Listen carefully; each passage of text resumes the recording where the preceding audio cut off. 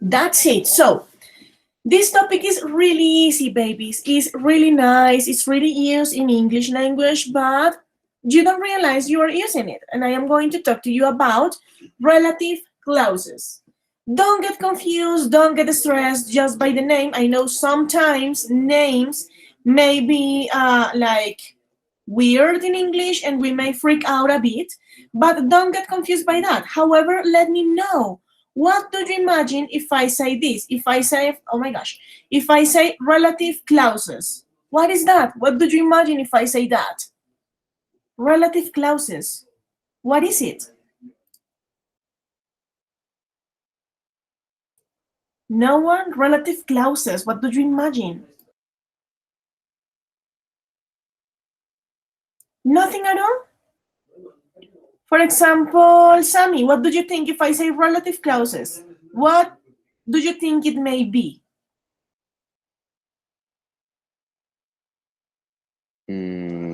Causas relativas, no sé. Yes, you know, don't hesitate. Yes, cláusulas relativas. Like, what is a clause? What do you understand by clause? What is a clause?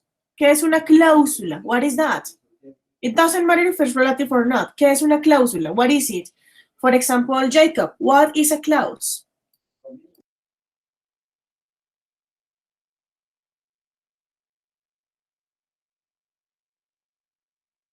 Are you there, Jacob?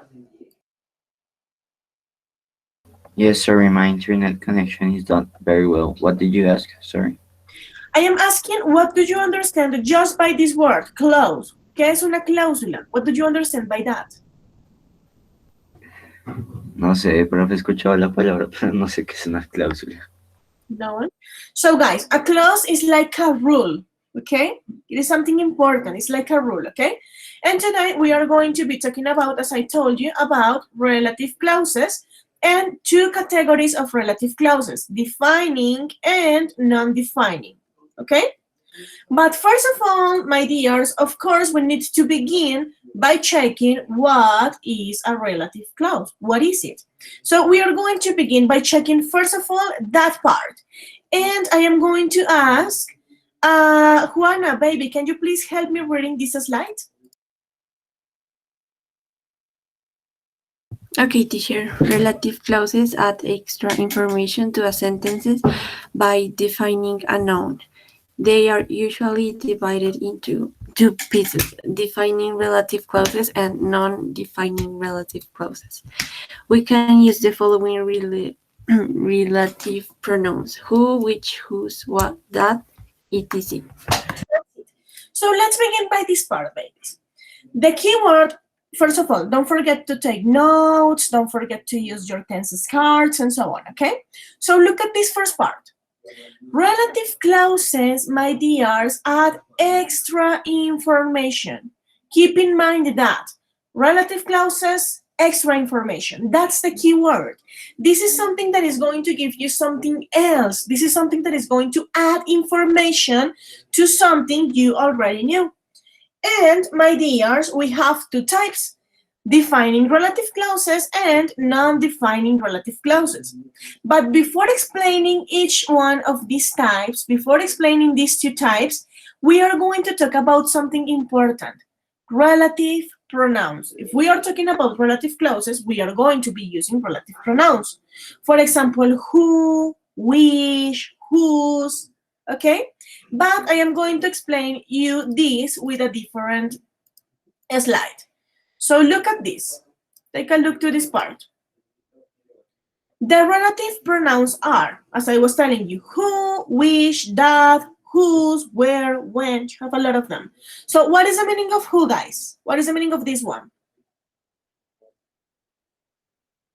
What is the meaning of who, my dears? ¿Quién? Uh-huh. What about which? ¿Cuál? That. Eso. It may be eso or it may be que. It depends of the context. What about whose? What is this? What is the meaning of whose, guys?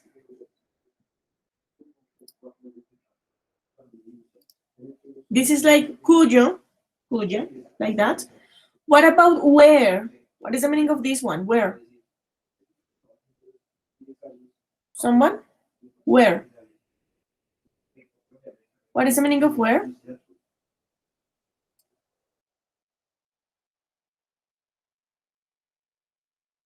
Oh my God, what is the meaning of where, babies? When do you use where?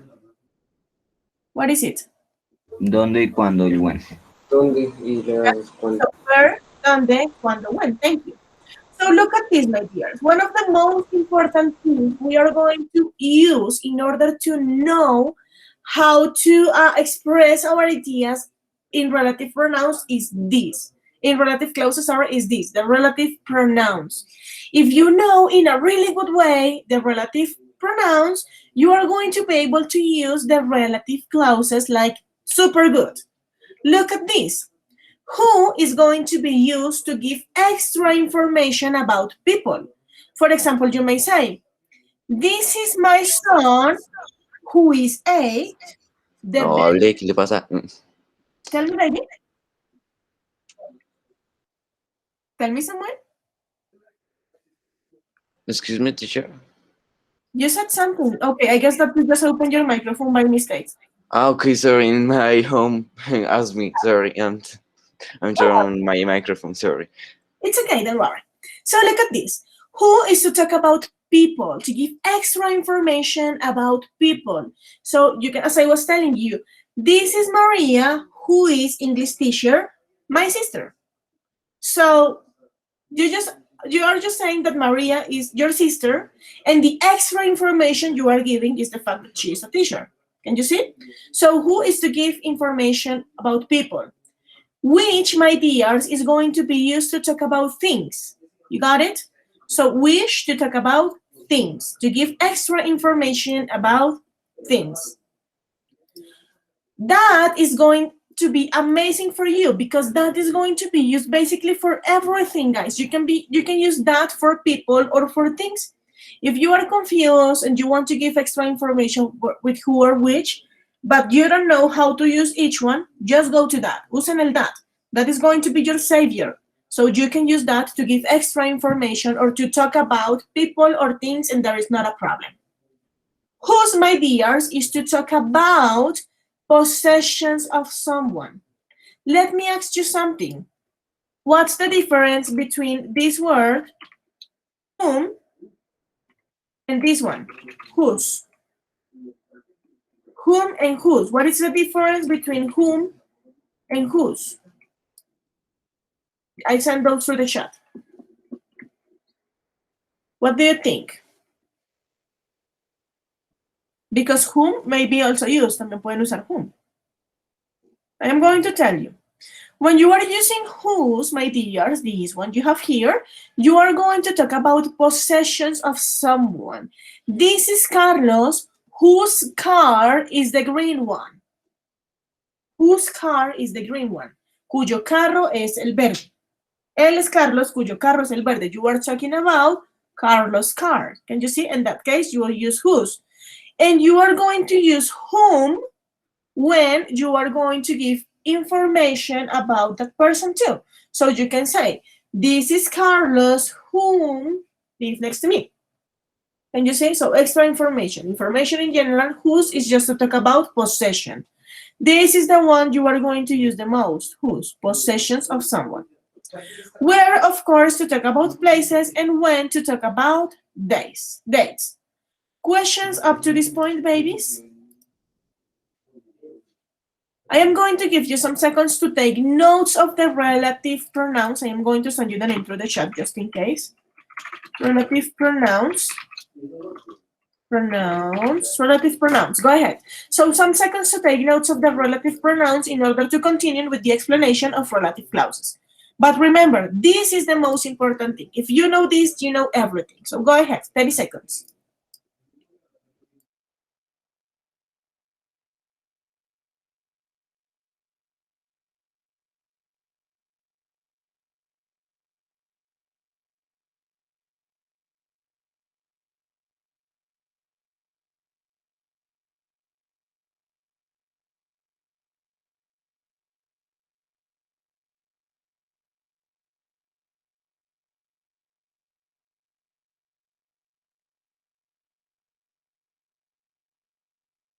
Ready, my dears? Can we continue?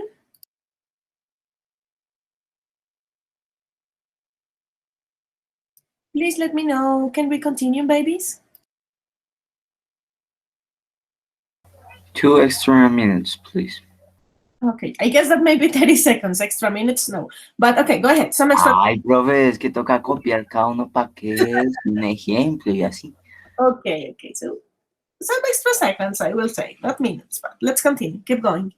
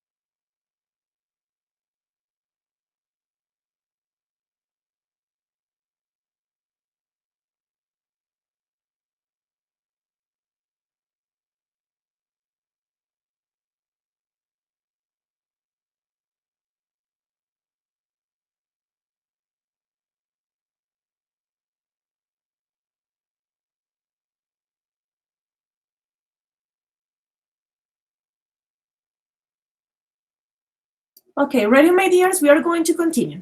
Got it? So, babies, as I was telling you, we have the relative pronouns, and those are important. So let's go back to the explanation of relative clauses. As I was telling you, babies, relative clauses are going to give you extra information about something. That's the key word, extra information. Add extra information, more information about something. And in order to do it, they are going to use relative pronouns that are the ones we were talking about. Right now, my dears, we are going to begin talking about defining relative clauses and non-defining relative clauses because we have two types, okay? So let's begin with, first of all, with non-defining relative clauses. From this part, you just have to write relative clauses, extra information, and that's it. So let's begin with the explanation of non-defining relative clauses, my dears. Look at this. We are going to begin. Look at this sentence, guys. My grandfather, who is 87, goes swimming every day. My grandfather, who is 87, goes swimming every day. Let me ask you something. Look at this. Let me ask you something, guys. Is it really important? Is it really necessary to have this part of information? Is it really necessary for me to know or for you to know that my grandfather is 87 years old? Yes or no? What do you think? Is it really necessary to know my grandfather is 87, guys? Or the most important thing is to know my grandfather goes swimming every day. What's the most important thing in this sentence? ¿Qué es lo más importante? ¿Saber que tiene 87 o que van a dar todos los días? Who can tell me? Que van a dar todos los días. That's it. So, babies, when you are talking about non-defining relative clauses, these ones, non-defining relative clauses, you are going to be talking about extra information that is useful, but it is not important.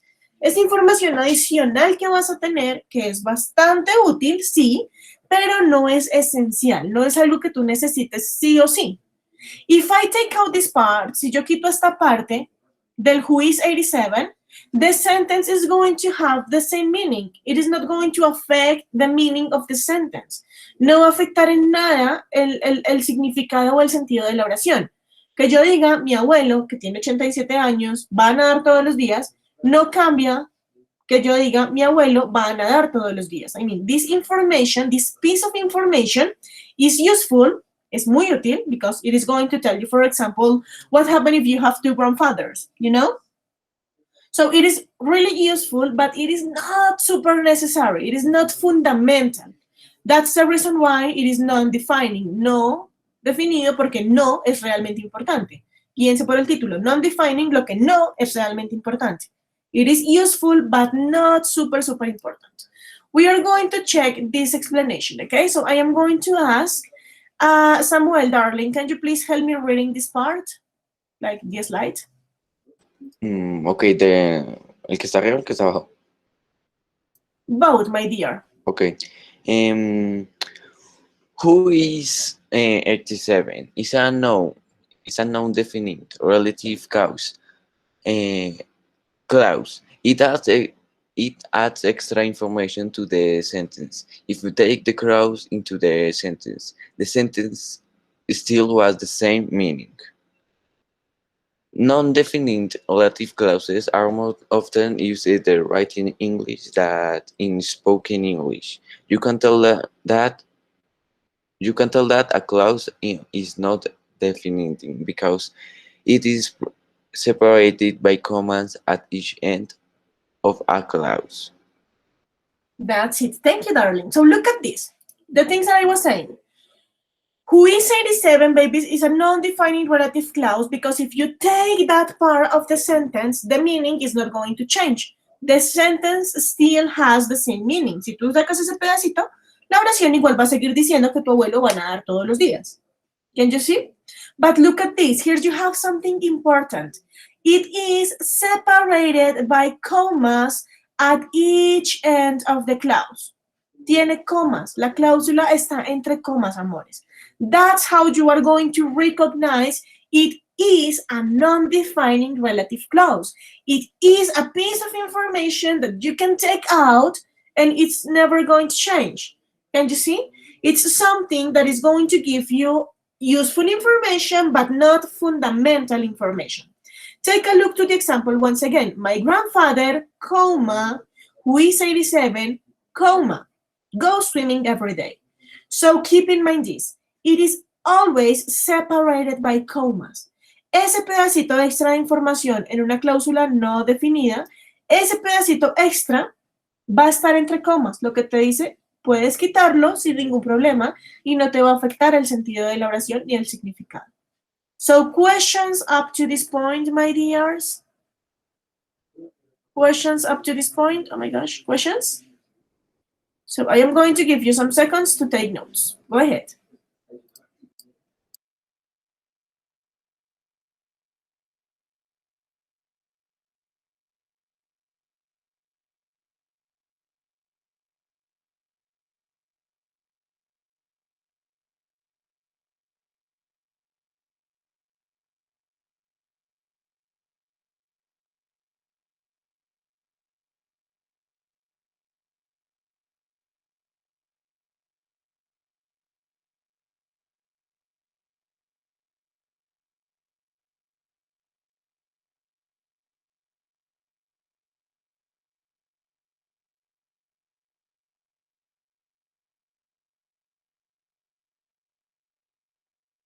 Ready, babies, or no yet?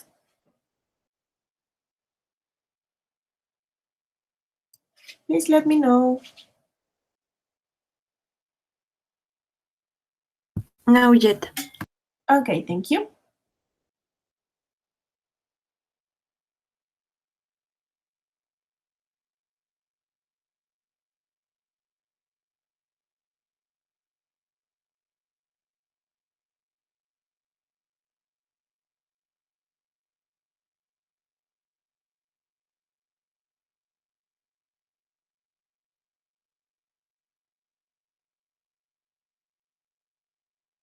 Okay, my dears, that's it. Let's continue. Ready? So, as I was telling you, non-defining relative clauses, important information, like useful information, but not essential. It is not like really, really necessary. I am going to show you some examples, and in that way, you are going to understand this better. Look at this. Oh my gosh, look at this. The film, which stars Tom Carter, is released on Friday. Is it really necessary to know that the film stars Tom Carter? No. Si tú sacas este pedazo de información, igual va a seguir diciendo que la película se va a estrenar el viernes. Look at this one. My eldest son, whose work takes him all over the world, is in Hong Kong at the moment. Is it really necessary, guys, to know that the work of these guys take him all over the world? No. The important thing is to know that the sun is in Hong Kong. Look at this. This is the whose I was telling you. ¿Por qué estoy utilizando aquí whose y no who? Because I am talking about the work of someone, possession of someone, the work of this person. Yo no voy a decir my eldest son who is green eyes. No. I am talking about something someone possesses. My eldest son whose work takes him all over the world is in Hong Kong at this moment. Or look at this one. The car, acuérdense, which para hablar de cosas, the car which can reach speeds of over 300 kilometers per hour costs over $500,000. Is it really necessary to know the car has this speed? No. The important thing is to know the car costs over $500,000. Si tú quitas el pedazo de información que está entre las comas, el significado de la oración no se va a afectar en nada, amores. Sí te quedas sin un pedacito de la información que puede ser como útil, pero no es esencial. Remember once again, non-defining relative clauses add extra information to the sentences. Questions up to this point, my dears? Something to say? Something you don't understand? Okay. And what happens if non-defining relative clauses have extra information like useful but not important? What do you imagine it may happen with defining relative clauses? ¿Qué puede pasar con defining relative clauses? It's the opposite. What do you think? If non-defining gives you extra information, non-important extra information, what happened with defining relative clauses? Pues esos sí son importantes, ¿no? That's it. It's exactly that. So defining relative clauses are going to give you extra information that it's important. So Jacob, can you please help me reading this slide up to this part? Go ahead. Okay. We use defining relative clauses to give essential information about someone or something, information that we need in order to understand what or who is being referred to. A defining relative clause usually comes immediately after the noun it describes. We usually have a relative pronoun. For example, who, what, which, was, and whom to introduce a defining relative clause. So babies, just to finish with this in 1 minute, look at this. If non-defining relative clauses are information, like extra information, not important, but extra information, in defining relative clauses, babies, you are going to have extra information that is really important. Es información que si no tienes, te va a cambiar el significado de la oración. Aquí no hay comas porque necesitas sí o sí ese pedacito de información. Let's take a look to the example. They're the people who want to buy our house. Si tú le quitas el pedazo de información, who want to buy our house, solo te va a decir, they're the people. And that's it. So they are the people who want to buy our house. In this way, you know who are you talking about. The next one. Here are some cells which have been affected. Without the next part of information, you are just going to have some cells. Or they should give the money to somebody who they think needs the treatment the most. Si quitas este pedazo, solamente vas a tener que le van a dar el dinero a alguien. Pero no sabes que el dinero es para el tratamiento. So questions about defining relative clauses. We are going to talk a bit more of this next class. I am going to explain this a bit better. We are going to have time to practice and so on. So questions up to this point, my dears? No? So babies, I am going to stop the recording of the class right now. Give me a second while I do it.